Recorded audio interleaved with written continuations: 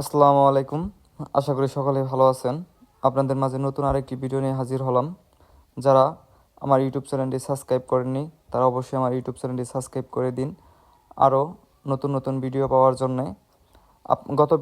গত ভিডিওতে কিন্তু আপনাদের দেখিয়েছিলাম যে জলডুঙ্গি আনারসের চারা কেমনে আপনারা জলডুঙ্গি আনারসের চারা রোপণ করবেন, কিভাবে আপনারা পর্যবেক্ষণ করবেন। আম, আজকে আপনাদের দেখানোর চেষ্টা করব জলডুঙ্গি আনারসের চারাতে আনারস ধরলে আপনারা কি কি করবেন।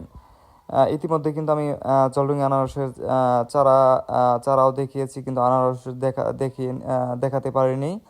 আজকে আনারস বাগানে চলে আসলাম।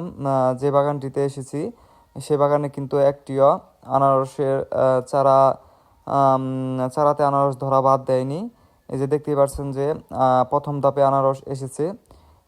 এই আনারসটি কিন্তু মোটামুটি রমজান মাসের আগে থেকে পাকা শুরু করবে।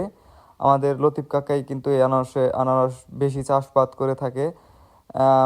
এই বাগানে কত সুন্দরভাবে দেখতেই পাচ্ছেন যে কত সুন্দরভাবে বাগানটি জোড়া হয়েছে এবং বাগানে কিন্তু পানি দেওয়া হচ্ছে। আলহামদুলিল্লাহ, এই আনারস বাগানটি দেখলেই মন জুড়ে যায়।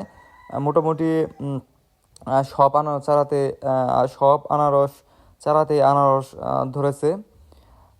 এভাবে এভাবে প্রত্যেকটি আনারস বাগানে আনারস ধরলে কৃষক অনেক লাভবান হবে। আপনারা দেখতেই পাচ্ছেন যে এই বাগানটি কত সুন্দরভাবে জোড়ার পর কত সুন্দর লাগছে।